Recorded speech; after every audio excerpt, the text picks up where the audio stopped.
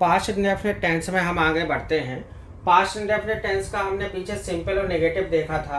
अब हम past indefinite tense का इंटरोगेटिव सेंटेंस देखते हैं।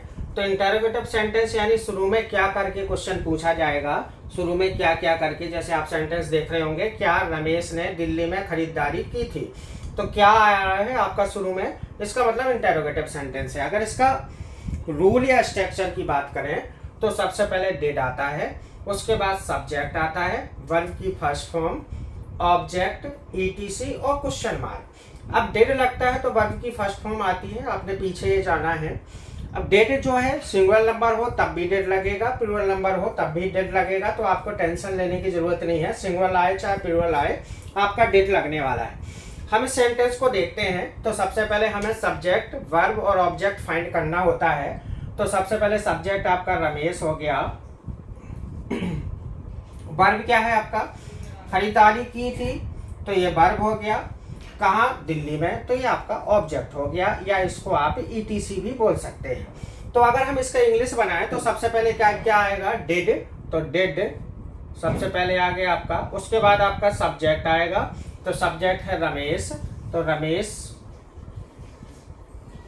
उसके बाद वर्ब की फर्स्ट फॉर्म, तो खरीदारी करना क्या होता है, शॉप, शॉपिंग मीन्स शॉप, तो शॉप मीन्स खरीदारी करना, तो डिड रमेश शॉप, ये वर्ब की फर्स्ट फॉर्म है। और ऑब्जेक्ट हो गया दिल्ली में, तो शॉप इन दिल्ली।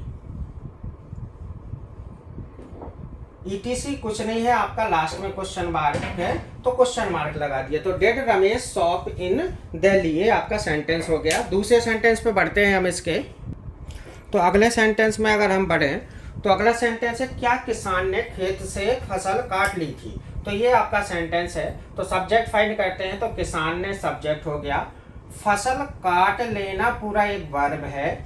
वैसे काट लेना और फसल कई बार अलग कर दिया जाता है, लेकिन नहीं, यहाँ पर फसल काट लेना पूरा एक वर्ब है।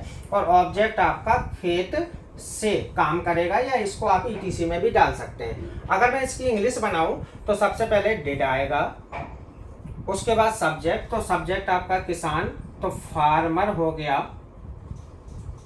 कई बार लोग पीजेंट लिख देते हैं, तो दोनों में अंतर है, पीजेंट भी आप डाल सकते हैं, छोटे और बड़े किसान का अंतर है इसमें।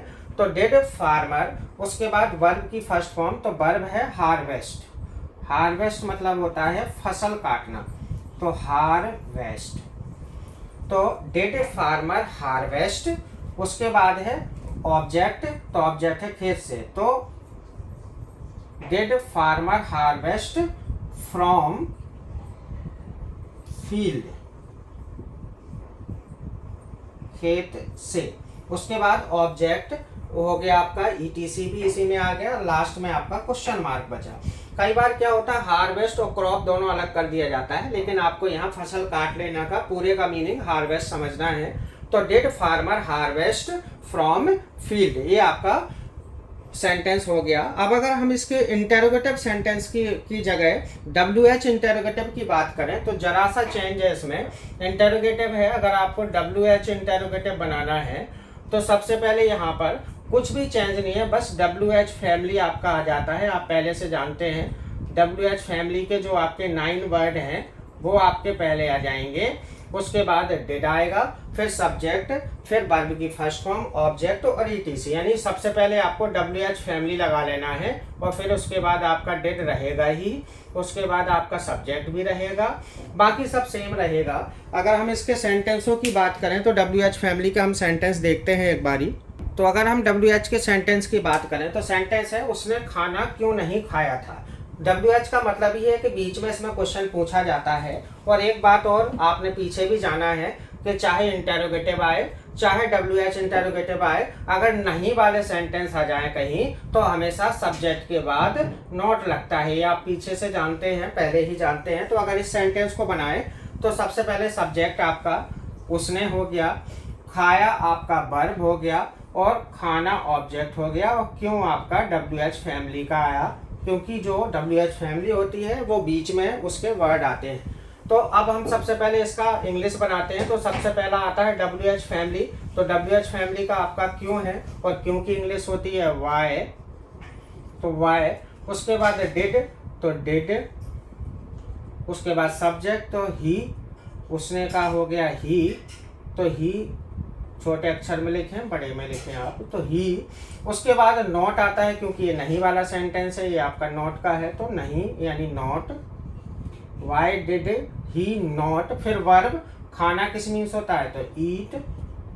ऑब्जेक्ट हो गया आपका, वर्ब हो गया, उसके बाद ऑब्जेक्ट आपका खाना, तो फूड हो गया। ETC आपका कुछ नहीं है, लास्ट में क्वेश्चन मार्क बचा तो क्वेश्चन मार्क लगा दिया, तो इंग्लिश बन गई इसकी why did he not eat food. ये आपका सेंटेंस है, उसने खाना क्यों नहीं खाया। अगर हम दूसरे सेंटेंस को देखें तो दूसरा सेंटेंस है आपका वे स्कूल कब गए थे। तो ये सेंटेंस है, सबसे पहले वही काम, सबसे पहले आपको सब्जेक्ट फाइंड करना है, फिर सब्जेक्ट हो गया वे, गए थे आपका वर्ब हो गया, ऑब्जेक्ट आपका स्कूल हो गया, और कब WH फैमिली आया आपका।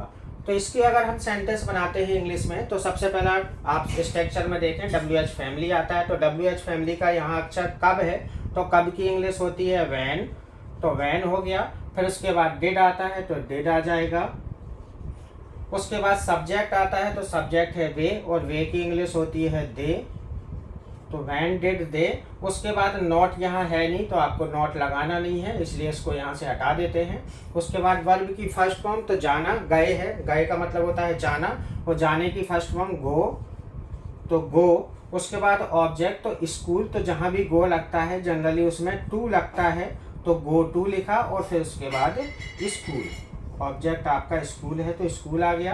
ETC कुछ नहीं है, छोड़ देंगे। अगला इसमें क्वेश्चन मार्क है, तो क्वेश्चन मार्क लगा देंगे। तो when did they go to school, तो ये इसका सेंटेंस बन गया। आई होप आपको पास्ट इंडेफिनिट टेंस के ये हमारा कंप्लीट होता है, समझ आ गया होगा।